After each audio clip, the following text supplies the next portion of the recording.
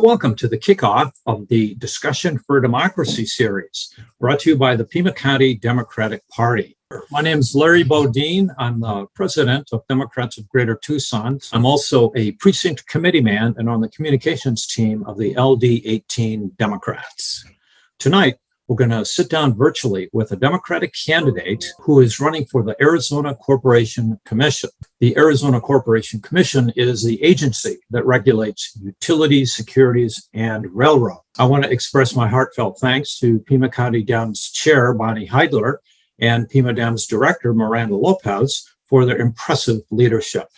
We were hoping to have Sandra Kennedy, who is already a commissioner on the Arizona Corporation Commission, but she had a family emergency and was not able to attend.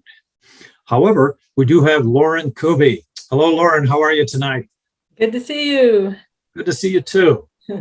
Lauren is an urban sustainability scientist. She's been a member of the Tempe City Council since 2014, and she's a manager at the ASU Global Institute of Sustainability and Innovation. So with that, Lauren, the floor is yours. Thank you so much for having me here today. I know Sandra wanted to be here, but she actually had a death in the family. And so my heart goes out to the Kennedy family. I know that this is a really tough time. So I want to talk to you today about not just my race, but Sandra's race, because we are going to win 2 seats, not just 1 seat, but 2 seats on the Arizona Corporation Commission. And I want to explain to you how we're going to do that and why we need to do that.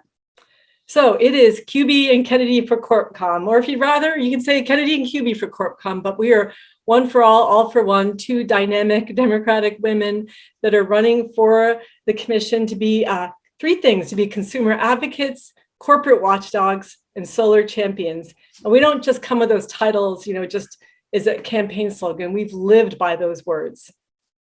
So just to explain for those that don't know me, I'm a 2-term council member and the former vice mayor in Tempe. I'm serving my 2nd term. July 1st is when I will leave my council duties behind. I'll leave with some sadness, but also knowing that it's so important that we have leadership at the top at a statewide office so that cities can actually do the things they want to do, which is become, renewable energy, 100% renewable energy by 2035. We can't do that without the ACC, the Corporation Commission, getting involved and helping us to spark a renewable energy economy. So as you mentioned, I'm a sustainability scientist. Late breaking news, we're now called global futures scientists at ASU. So I'm a senior global futures scientist. I'm a social scientist though. And at ASU, I lead a group called the Stardust Center for Affordable Homes and the Family. And that is a group that seeks to connect the dots amongst what we call the social determinants of health, food and transportation and education and childcare access with housing and security, and to work with cities and nonprofits and stakeholders to realize affordable and workforce housing projects and a new sort of capacity in central Arizona.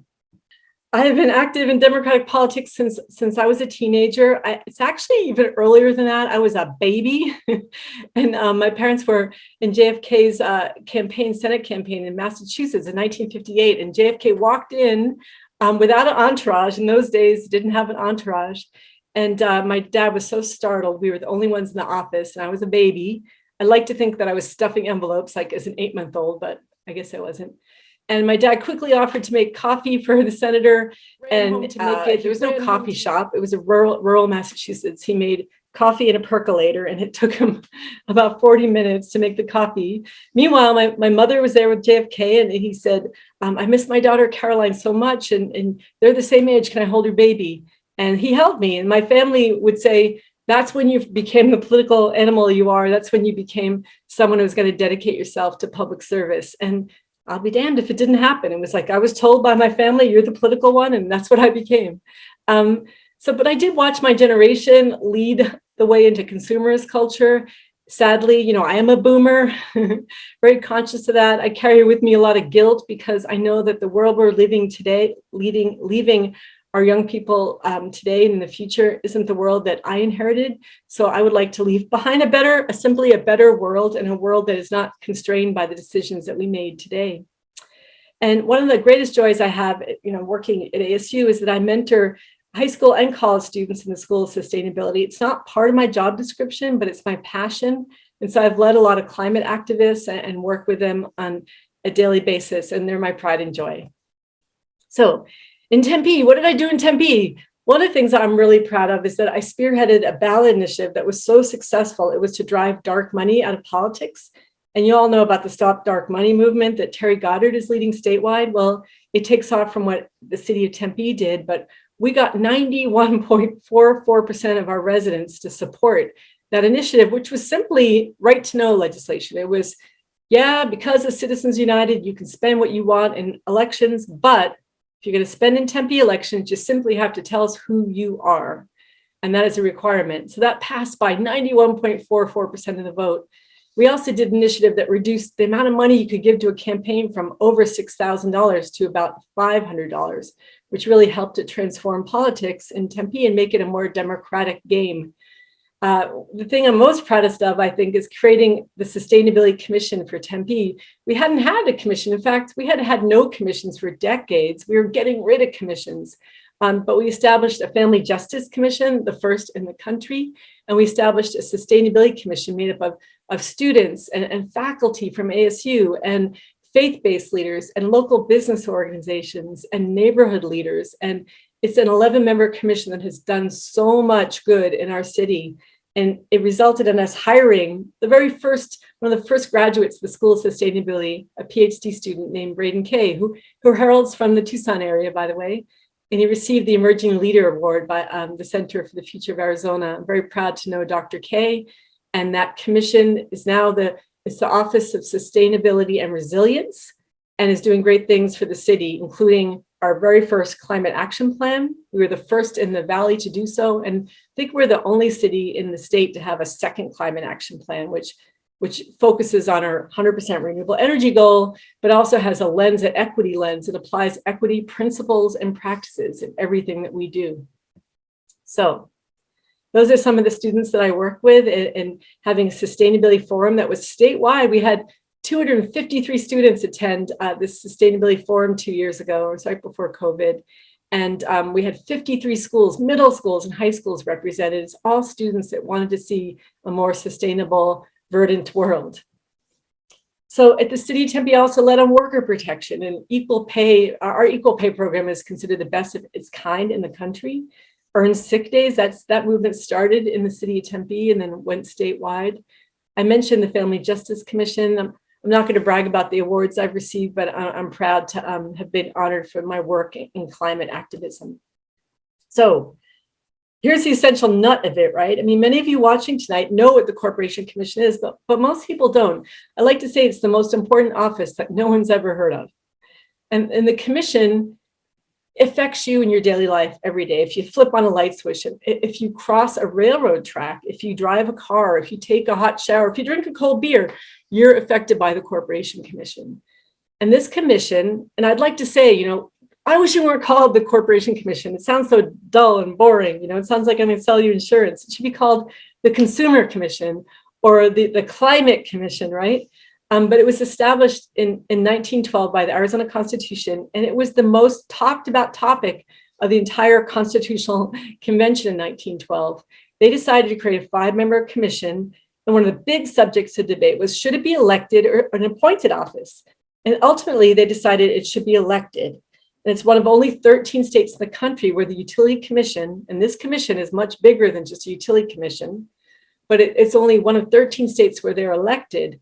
And I love this. I have my master's in history, and I love to talk about this and research this. But one of the reasons they chose to elect these positions was they were afraid of the influence of the railroad lobbyists upon the governor at the time. So things haven't changed so much since 1912. There were concerns about corporate lobbyists and their impact on the governmental process, and things haven't changed. So the Corporation Commission, often called the CorpCom, you'll hear it called the ACC. It regulates the public utilities, that's water, electricity, and gas. And it also incorporates companies. It's the bank that businesses go to start a business, that individuals go to start an LLC. But it regulates investments and securities and pipeline safety and railroad safety. So it has an enormous charge that, if properly done, if we actually had regulators that regulated and weren't handpicked by those that they are regulating, if we actually had an effective commission, which we do at times, but if we had a commission that really really understood its powers and used its powers wisely, we'd have the most powerful commission in the country. So the commission has, interestingly, it's called the fourth branch of government, right? But it has different roles. It has a legislative role, executive role, judicial role. It creates the rules for all those utilities, and it has exclusive authority written into the Constitution for setting utility rates for what you pay for water, for gas and electricity, assuming you're not a municipal utility. You don't get your water through a municipal utility, for example. 2 of the 5 members currently are Democrats, Anna Tovar, who was elected back in 2020, and our own Sandra Kennedy, who is running for re-election. And when, I'm not going to say should, but when Sandra and I are elected, we'll make an all-woman Democratic majority on the commission. I don't have to tell you there's a crisis in our midst in the Southwest. We've seen increased numbers and intensity of wildfires, and we see the wildfire season, which used to be kind of around monsoon times, we've seen it start earlier and earlier with the tunnel fire especially. We have a mega drought that is in its 22nd year, I believe, and it's the worst drought in 1,200 years.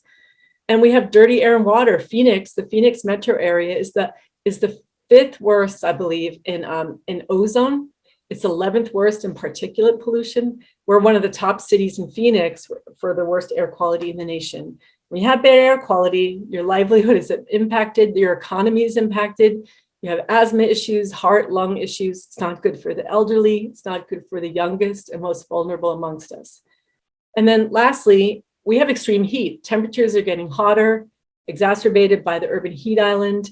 And we are seeing temperatures soaring. I believe in 2021, we had 53 days where temperatures exceeded 110 degrees. And that is not an outlier. That is something we're going to continue to see, and we need to respond.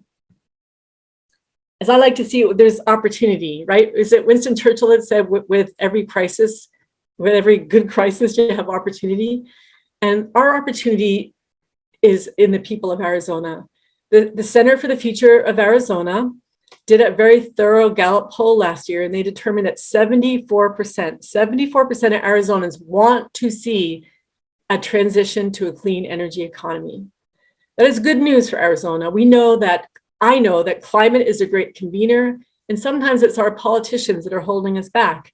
Maybe because they're beholden to fossil fuel interests, to the monies they get from these special interests, their campaigns. I'm not sure, but we know the people see the risks, they see the crisis, and they want action. And fundamentally, it doesn't matter if you're a Democrat or independent, Republican, libertarian, green. Everybody wants clean air, clean water. They want a healthy future for their grandchildren. And as we've seen with what's happening in Ukraine, gas prices are so volatile, and oil prices, and we fundamentally need energy independence and resilience. And we're not going to get that if we rely on a fossil fuel economy. We are subjecting ourselves to shocks and what we say perturbations that will really impact our long-term livelihood and health. So there's opportunity in front of us. And I like to say, what's at stake? Well, one thing's at stake is our renewable energy standard. We had one of the first and strongest renewable energy standards in the country. And it was Chris Mays, who was our corporation commissioner appointed by Janet Napolitano, and Bill Mundell that established our renewable energy standard. We kind of led the nation, believe it or not. Arizona led the nation. We had a 15% standard. And we were supposed to get that, get renewable energy power from renewables by 2025, 15%. We passed that a couple of years ago, which is a good thing. But after 4 years of work from the entire corporation commission and stakeholders, that renewable energy standard was defeated back in January. So really sad because so much work had gone into it. We actually had Republican Jim O'Connor had signed on the very last minute. He backed out of his negotiation, which is very sad. Usually when you negotiate something and you agree to something, you follow through, but he did not. So we have no renewable energy standard in Arizona now. Then, almost as bad, we let our energy efficiency standard expire. And that was created with Chris Mays and Sandra Kennedy in 2006. It saved Arizona ratepayers and consumers $9 billion in in rate increases. We didn't have to build 14 new power plants. So think of, I was describing to you how bad air pollution is. Think how worse it would be with the addition of 14 more power plants, fossil fuel power plants. So if you think of renewable energy, 100%, you can get 26% of the way there with energy efficiency programs. So retrofitting and incentives and energy audits and insulation, all of that, it gets you 26% of the way there. So to let our energy efficiency standard expire, which has saved taxpayers and consumers so much money, is nearly criminal. So I say that to address the rising temperatures, we need to rapidly decarbonize our power grid. We need rooftop solar for sure. We need large scale solar, but we need rooftop solar. We need every tool in the toolbox. We need community choice aggregation. We need community solar so that you can gain the benefits of solar without necessarily living in a home. Or let's say you live in a home that is tree shaded, you don't want to cut those trees down, you could buy into community solar. We need that as well. There is so much at stake in this election in November. And some of the most important issues that the Corporation Commission will face are, for one, a just and equitable transition for our coal communities. If you think about the Navajo Nation, if you think about Hopi lands, if you think about St. John's and St. Joseph's, those are all areas, rural areas that have been profoundly impacted by coal. And as coal plants shutter, their economies are deeply affected. It's not that coal plants shouldn't shutter, they must for our health and air quality and for being able to decarbonize. But we need to have a plan in place, and we need the utilities and the state of Arizona to invest in those communities and allow that to be resident-led transition out of the coal age into the renewable energy age, and into a workforce and education elements that are driven by those communities. We have had extracted from those communities for so long. It's how Phoenix and Tucson grew to the huge cities that they are today. We've extracted from those communities. We've left behind dirty air, dirty water. We've used the land. Now it's time that we enable a just transition. And then, fundamentally, the Corporation Commission, it does have to enact affordable rates, and we have to hold customer service departments of utilities accountable. We need these utility companies to be responsive to what customers need. And we need to resist the legislative encroachment, because even though the ACC was established in the Constitution in 1912, the legislature sees the power and authority of the commission and they would like to hamper, and we've seen legislative encroachment happen this past legislative session, and we think it's going to continue in ensuing years. Before I talk about how you could help in the campaign, assuming that you'll support Sandra and myself, it's important to note when I mentioned the Navajo Nation that over 70% of all of the unelectrified homes in the entire country are in the Navajo Nation. And I say that it is a stain on our community, on our state, and we need to take action. It's no longer can we sit by and just watch as we disrespect the indigenous and rural communities of St. John's and St. Joseph's. These aren't, this isn't just something that we're talking about that affects indigenous nations. It's rural communities in Arizona. Democrats have to be very careful because rural issues are also the issues that we should be concerned about as well. So what I need you to do, this is a down ballot race. And so we're talking about bottoms up. We need people to flip the ballot upside down. Start with the commission race. We are at the bottom of all the statewide races, and we are so impactful and important to your daily life. And with our election, we will actually change the energy future of our state. That's why I call it the Climate Commission. That's why I call it the Consumer Commission. And we don't want it to be the Corruption Commission, because in the past, the commission has handpicked the very regulators that regulate them. And I don't think any Arizona wants to see that. That's not fair. We will be facing Republicans. There are 3 Republicans running for their 2 seats. There's 2 Democrats running for our 2 seats. In the general election, we're going to face 2 of 3 Republicans, all who have ties to APS, all who have ties to the utilities. And I think Arizonans want to get a fair shake. They want someone who's going to ask tough questions and wake up every day thinking about their interests and not the interests of the big corporate monopolies. So if you want to join our email list at laurenkuby.com, you can email me. You see I'm on Twitter, Facebook, Instagram. Oh my gosh, guys, I'm even on TikTok. I'm on TikTok because I need to talk to 18 to 34-year-olds. People don't necessarily vote down ballot and say, this is your future. This is the climate future. And we can change our climate future by electing Sandra Kennedy and Lauren Kuby to this office. So with that, I'd love to take questions. I wanted to ask you about Tucson Electric Power.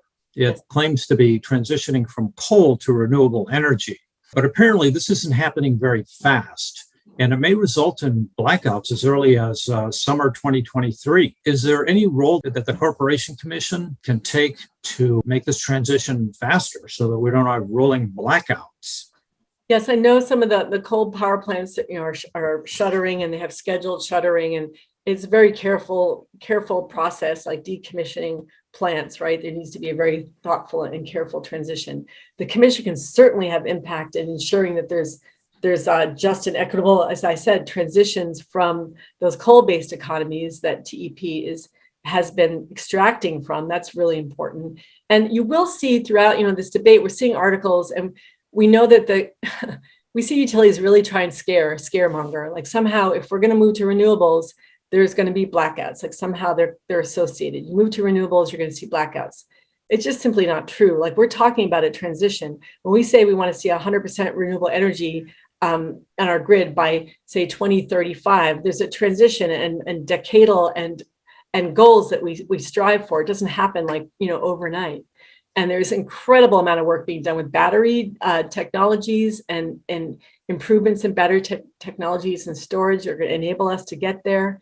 I mean, I think it's very, one of the great things the commission did is they stopped a gas power plant expansion that SRP wanted to do, because even though they don't rule over or regulate SRP, they do decide on site locations.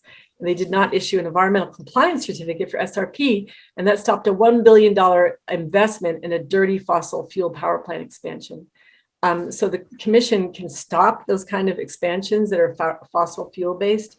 And by having a renewable energy standard, it can fundamentally spark the solar, the benefits of solar. You'll also hear people, my Republican opponents will talk about, if we have renewable energy, we're going to have, we're going to pay prices like California. Well, if you look at the U.S. Office of Energy Administration, guess who has the highest electricity bills? In all of the Southwest, it's Arizona. It's not California. So we hear a lot of scare tactics, but there's a lot with energy efficiency that these utilities can do with time of use plans, right? And enable people to time and charge their electric cars during off-peak hours when energy is so cheap because we're getting a lot of solar off the grid. There's so much more that can be done with energy efficiency and conservation. So as you mentioned, last January, the Republican majority on the commission voted down standards that would have made Arizona 100% carbon-free energy.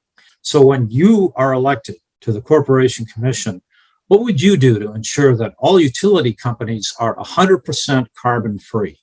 And again, since for the water utilities, the Corporation Commission regulates 300 of them, but they don't regulate the municipal water companies, and they don't necessarily regulate SRP, but have great impact on SRP. And so by passing a renewable energy standard, I mean, I would like to see 100% standard. And the one that they were debating was going to be by 2070.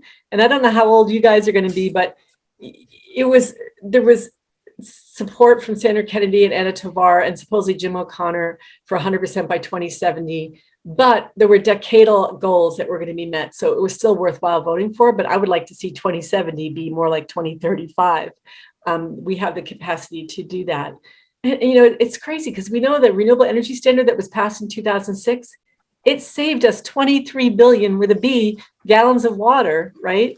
So we know that there's an intimate connection with energy and water. So when you save energy, you're saving water. When you save water, you're saving energy. They're inextricably connected in Arizona, everywhere really, but especially in an arid desert. And as I mentioned before, energy efficiency standards saved $9 billion and eliminated the need for 14 power plants in our state. So, the commission, by establishing a renewable energy standard, will be a big signal to the utilities to start to work more with cities. Tempe had 100% renewable energy standard adopted in 2018. We're only at 18% because we can't really get the utilities to play with us. They offer us deals that are really not smart investments for our taxpayers, right? But if there were a 100% goal that they had to meet by a certain date, they would be coming to the city saying, hey, we're ready to talk turkey now. It's a daunting challenge considering that the three largest utilities in Arizona basically bought the 2014 Corporation Commission election and installed their own regulators to regulate them. But let me turn to a local question here in Tucson, and that is, do you have an opinion on whether underground or overhead electrical poles are better for communities and local climates? Oh, definitely underground. And I know in Tempe, any new builds have to be underground. And whenever we can, we have a pot of funds that we use to underground electric poles and utilities. Yeah, I think it's really important. It's for visual blight, it's for health. It's the only way to go with new builds. It's tremendously expensive though. When you're looking as a city and what the most impactful investments you can make, it's sometimes not the best investment when there are other investments that can get you further toward your decarbonization goals. So yeah, it's kind of a sticky wicket. In 2021, the Corporation Commission approved a transportation electrification plan, and it requires them to file proposals every year on how they can help customers switch from gasoline engines to electric vehicles. And this plan foresees over 1 million people driving electric vehicles in Arizona. Have any of them filed their plans? And if so, are their plans any good? Yeah, and this is a subject that's being taken up by the Corporation Commission in their meeting, I believe, next week. I'm eager to hear what the updates are. And I work pretty closely with APS and SRP as a city council member. And I do feel that that's one area where the utilities really see value and they're forging ahead. It really fits their business model, right? And the important thing is to get the timing right, I believe, for all the charging. If they can somehow, there's times in the day where to buy electricity is free for them to buy it from California because of all the solar being produced. So it makes sense to be able to time charging for the cars during those hours, right? And it's in their interest to see the electric infrastructure, the ecosystem around alt fuels be developed. So I think that's the area where cities and utilities and the commission and the state can get together. We need to be ready for the investments that are coming with we don't have Build Back Better reconciliation yet, but we do have the bipartisan infrastructure plan. So there are going to be projects that need to be shovel ready, and we need to be leading in electrification transformation, because it's only going to benefit us. It's going to clean our air. It's going to create jobs that can't be outsourced. So Arizona is really poised to lead. So this is one area where I think the utilities don't need as much prodding because the motivations, the business motivations are there for them, and there's such opportunity. Now, EPA on Friday, they're shutting down, or they're concluding their public input for new rules that we're considering for heavy and light trucks. And that is so important. We need, the Corporation Commission doesn't necessarily weigh in on this, although individual commissioners could weigh in on this. But in Tempe, nearly half of all of our carbon emissions come from transportation across the country. It's like 36%, right? And of that, 25% is from trucks. So if we can electrify our fleet, right, and have higher standards for miles per gallon from our fleet, from trucks, we can really save a lot of money. We can create jobs. We can really reduce our carbon emissions across the state of Arizona. So all these things are interconnected, and we have to be partners, though. With the federal government, the state government, cities, counties, we should be all united in this, because decarbonization and electrification is really going to build healthier communities for all of us. Let's talk about nuclear power for just a little bit. A lot of people are concerned about the Palo Verde nuclear station, which is 36 years old, and I believe it's owned by APS. Is there a future for nuclear energy in Arizona? Well, there is a plan for decommissioning, but I think we're decades away from decommissioning Palo Verde. So it is part of our energy mix for quite a while to come. And frankly, it wouldn't make economic sense. And for our transition to shut it down now, that doesn't make sense. Some people have asked me, do we need to start thinking about small nuclear reactors? Maybe it's sometime in the future, certainly not now. The capitalization costs of new nuclear are just extraordinary. And when you compare it to the cost of building solar with battery storage, there's just no question, the economic answer is there, right?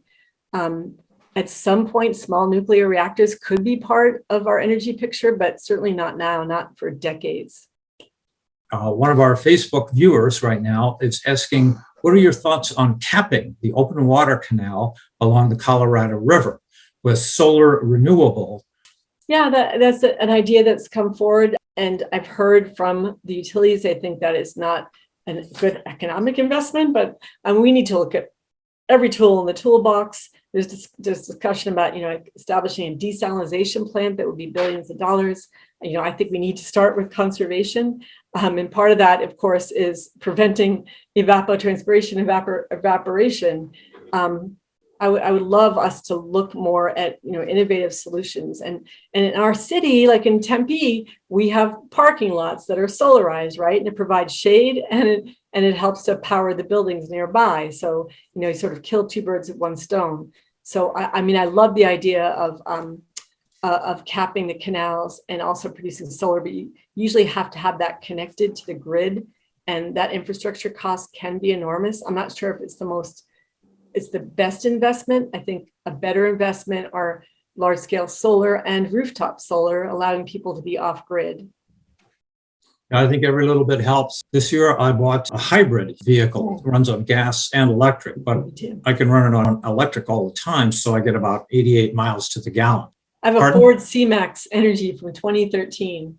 It was a little, one of the first ones, so I think it gets about a 12-mile range. But, I just tool around Tempe. I mostly ride my bike, so it works for me. We're going to look in another 10 years. There are not going to be any cars being sold or new cars being sold that aren't electric. And strangely enough, my husband is a transportation geographer. So I discuss this all the time with him over like Cheerios in the morning, but he's developed models to how to best locate alternative fuel infrastructure, including electric and hydrogen. And we really need to look at the possibilities of hydrogen as well. And, California is developing the hydrogen highway. There's a lot of potential for hydrogen. And, hydrogen is one of those fuels that doesn't use up a lot of water. It actually creates a little water when it is expended. All right. We have a question from the webinar chat. The person asks, are we looking at moving away from a complete focus on large energy production? Or are we thinking of changing to smaller scale community level, like rooftop production of energy?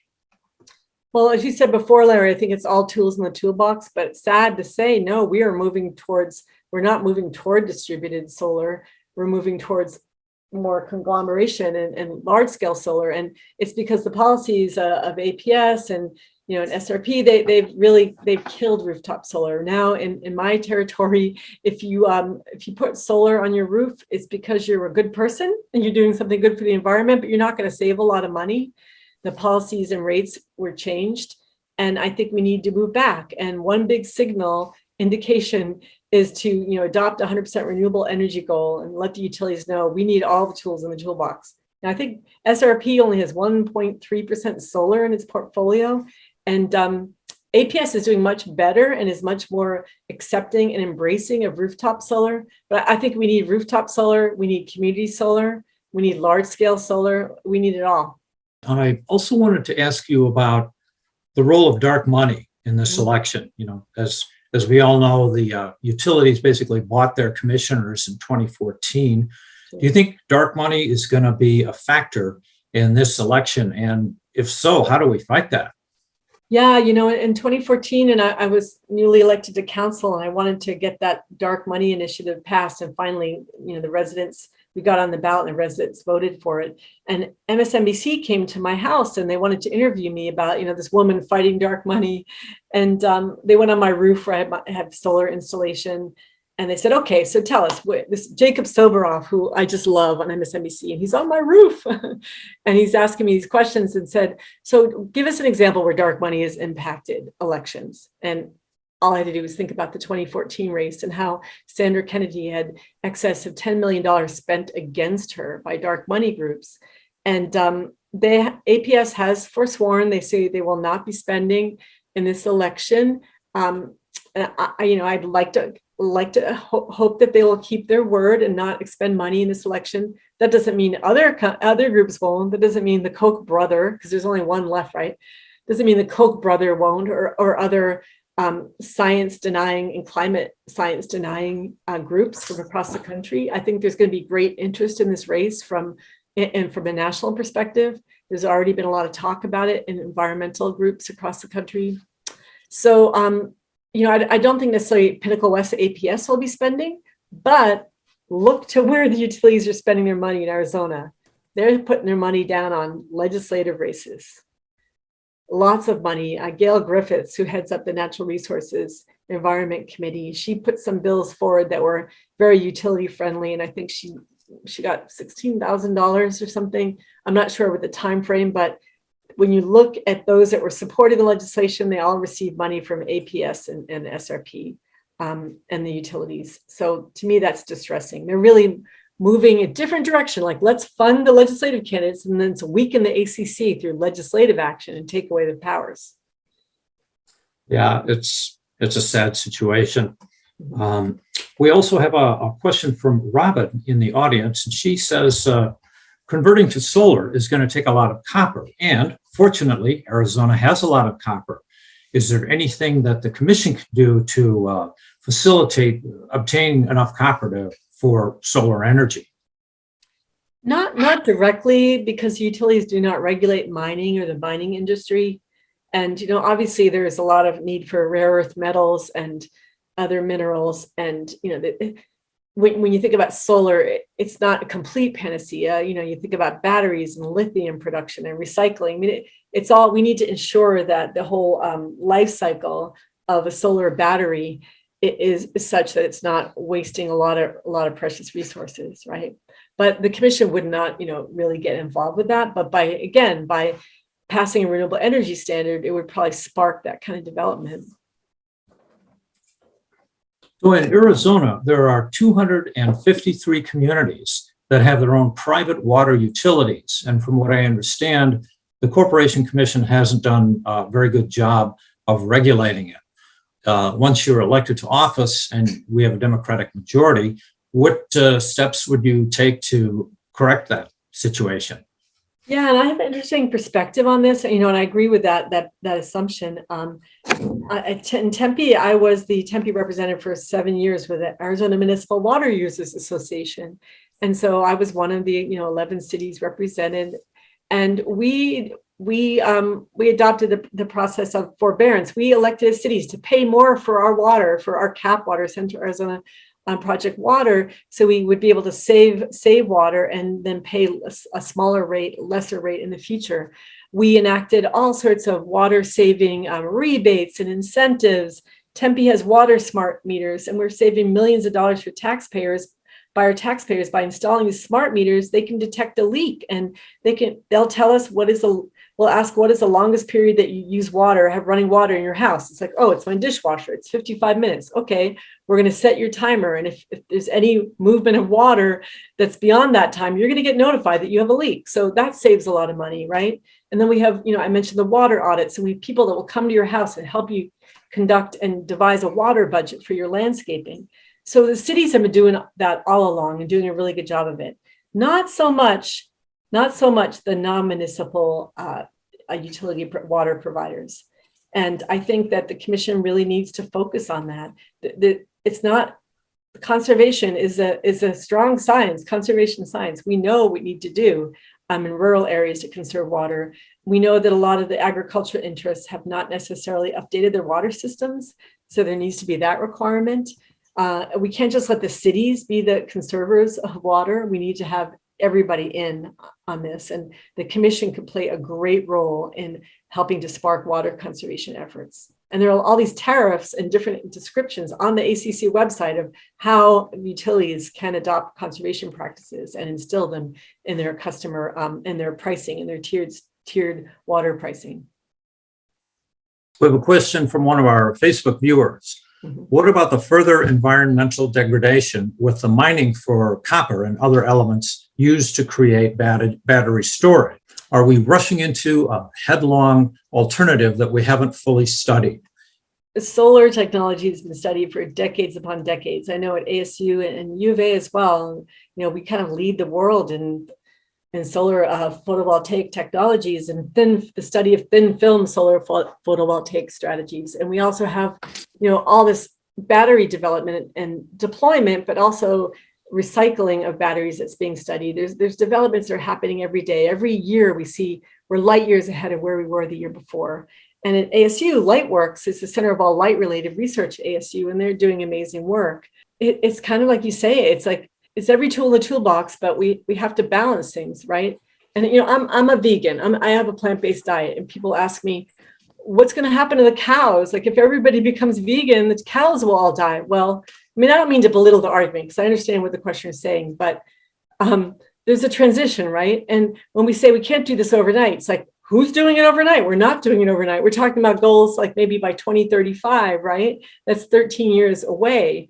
Or, or if you're talking 2050, that's 28 years away. So this is a transition, and there's trade-offs to be made. When you plant a tree, you use water. And so what do you want to do? You don't want to, in a desert environment, plant trees that are really, really thirsty. You want to plant drought-resistant trees. So right tree, right place. But you're still going to have to use a certain amount of water to be able to have shade. But you need shade in order to have, a transportation system and to have, cooler climate. So everything is a trade-off. And yeah, I do worry about, the precious metals. I do worry about copper. I worry about impacts on land and land use. And that all has to be, kind of put into the equation. But that can't stop us. There, every indication is we need solar, we need wind, we need geothermal, we need hydrogen, we need all of these tools. And we also need carbon sequestration. What are your thoughts about the deaths caused by heat every summer? I believe last summer in Maricopa County, we had a record number of people who died because of the heat. We're the sunniest state in the nation, but also rapidly approaching being the hottest state in the nation. What do you think can be done to rectify that situation? Shade. Well, there's a lot of solutions. And I just want to point out that I know in Maricopa County, most of those deaths occurred at mobile home parks. Mobile home park residents are really vulnerable. And we are working at the university with the Knowledge Exchange for Resilience and working with mobile home park residents and cities to be able to, and Tempe is one of the sort of model cities, to be able to do energy efficiency work in those mobile homes so they could stay cooler, because some of the temperatures that were recorded at mobile homes in a study ASU did were not tolerable, right? So the most vulnerable among us are most susceptible to heat, and that's younger people, older people, homeless. And in Tempe, we're building resilience hubs. So we're taking a community center and putting it all in solar with battery storage in case there's a blackout. We can run and be cool and be a place of refuge and respite. And we can give resources and human service resources. We want to establish resilience hubs in community centers, churches, synagogues, mosques, and in schools, right? So there's a lot that cities can do, because cities are on the front line of the extreme heat crisis. And what the commission can do is ensure that no one gets their cooling shut off when temperatures exceed 90 degrees, and that there be funds created for people that can't afford to have that baseline level of comfort that's necessary for human life. And we need, obviously, to adopt what Regina Romero is doing in Tucson with their Million Trees program. We need to plant as many trees, right tree, right place, create shade, cool our areas down. And, like I said before, there's a connection with transportation. If you want to take a bus, you're not going to wait out in a sunny spot to take a bus. So you need to have a shady lanes, shady bike paths if you want to encourage a lifestyle that helps us to reduce heat and reduce our urban heat island. But there's so much that can be done regarding extreme heat, and it's such a danger to the Southwest and to Arizona in particular. Let's talk about jobs for a second. There are, according to my labor sources, only 57,000 jobs related to renewable energy in Arizona. And that's really shameful. It should be triple that number. What can the Corporation Commission do to increase more people working in the renewable energy sector? Ooh, great question. And, I used to say 57,000 too, and then I got some recent information. It's gone up to 61,600, I think. But really it could be far more than that, because a lot of those jobs, they can't be outsourced, right? When you're doing energy efficiency work, you can't outsource that to China. You need people there on the ground. So we have the enormous capacity in Arizona, as the sunniest state in the nation, to be the solar capital of the world. And oftentimes, solar projects they create jobs in the immediate future, but then there's very little maintenance and operation, which is the beauty of it, right? That's why it's so much cheaper. So you don't necessarily create jobs that stay for a long time. So we have to be conscious of that. That gets back to the just transition work I was telling you about. But think about Nikola Motors in Coolidge, Arizona. They are building trucks, and they're going to be building alternative fuel trucks with hydrogen as well.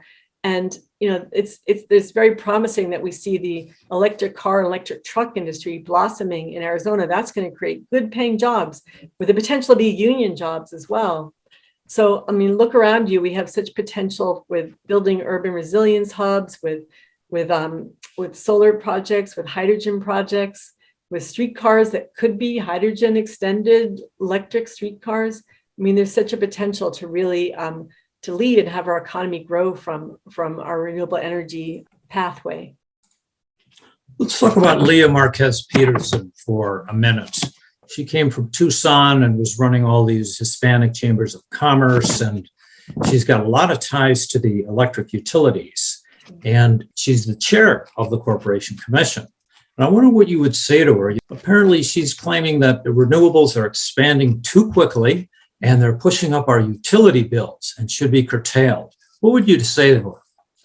Yeah, well, I'd like to know where her source is for that information. It was disappointing to me because when she was a candidate, she spoke very highly of renewable energy and its potential for our state. And you might, as a voter, have had every indication that she was going to be someone that would support a renewable energy standard, 100% standard by 2070, but then she declined to support it. So that was a great disappointment. And so I think people need to look at, when they're looking at candidates and hearing that they're lauding renewable energy, look at their record, look at their track record and see what they've said, what they've done in the past, their actions. To me, to come from being so connected to the utility industry, and not necessarily in her case, but working for the utility industry, as one of my opponents has, it's a question mark. Are they going to be truly representing the consumer? And if she has credible information that renewables are driving up our costs, I like to see it, because our renewable energy deployment is not that impressive, considering we're the sunniest state in the nation and we have the highest electricity bills. And, more than California does, right? So I like to see where her evidence comes from that when she makes that statement. And again, it's like, this is a transition. Nobody's talking about we're going to be 100% solar by, 2025. We know that this is a transition. But if we don't spark that transition and feel that urgency, it's not going to happen, or it's going to be too late by the time it does happen. Well, you've exhausted all the questions on Facebook and in the webinar. So I wonder if you could wrap up for us and tell us, how can people find you? How can people contact you? And most importantly, how can people support you? But it's laurenkuby.com. That's my website. And then it'll also take you to Sandra's website. We're integrating our websites. We're working together. Sandra Kennedy, she's the first Black woman elected statewide west of the Mississippi. And she's not only been a longtime renewable energy advocate, but wakes up every day thinking about Arizona residents and how she can save money for residents and how she can protect residents and pipeline safety. We see because of climate change, pipes deteriorating. We see explosions, gas pipelines. We need to have advocates who are on the commission that are looking out for the consumer. And as I said before, when you hear Corporation Commission, Dullsville, right? Corporation Commission, you want to just take a snooze. You think about it doesn't really describe what the commission does or its power, its authority, but it's truly the Climate Commission. It's truly the Consumer Commission. And Sandra and I are both, corporate watchdogs. never taken any money from utilities, nor would I ever consider taking money from utilities. I'm running a clean elections campaign, as is Sandra, so we can get out there and talk to people and learn about the issues that are in their different areas, that we're not beholden to any corporate interests or frankly solar interests. Like, as a commissioner, you should be there as an independent arbiter. You play a judicial role. You need to be thinking about the residents. You need to be thinking about the ratepayers. So I think it's important that we have somebody who has a questioning mind, that is really thoroughly, I've done a lot of water energy projects at ASU, including the Decision Center for Desert City, helping to construct that long-term project for the National Science Foundation. I have a lot of, kind of a track record in water energy issues, in addition to the social science work I do for Stardust Center. And, we are at the cusp of something, and Arizona really could be poised to lead. We could be the solar capital of the country. And we have the university expertise. We have the will of the people. We just don't have the politicians that have really matched up with what our needs are. And I think that climate is the great convener. And with Sandra and I on that commission, you're going to see a commission that really pushes forward with climate legislation and climate actions that will really bring us to our renewable energy economy. Thank you so much, Lauren, for joining the very first discussion on democracy, sponsored by the Pima County Democratic Party. And speaking for all the Democrats I know, we wish you all the success. I'm going to be voting for you, and I encourage everyone to join in. So thank you so much for your time, and I look forward to seeing you on the campaign trail. Thank you so much. And don't forget, everybody, bottoms up, start at the bottom of the ballot, because those races really impact your life. And if I could just put a plug in, Chris Mays is the Democratic nominee for Attorney General. She's an amazing woman who was a commissioner for 2 terms. And her decisions were, led the nation. We led the nation for so many years because of Chris Mays. And she's promised, unlike any other attorney general, I think, in the country, that she's going to center climate action, climate justice, climate change, and all of her decision making, and really expand the environmental division of the Attorney General's office, which has been decimated in recent years. So I'm very excited to be working along with Chris. Chris and Sandra and I are traveling the state together, and I'm just really proud to be running on a slate with Martin Quezada and either Adrian Fontes or Reggie Bolding and Kathy Hoffman. We have such great candidates, and we'll see what happens with the governor's race. But I think you have statewide candidates that are really going to impress Arizonans and bring people to the fold and realize we need to turn Arizona blue. I couldn't agree more. Thanks again for your time, Lauren. Thank you. Thank you. Bye, everybody. Take care. Thank you.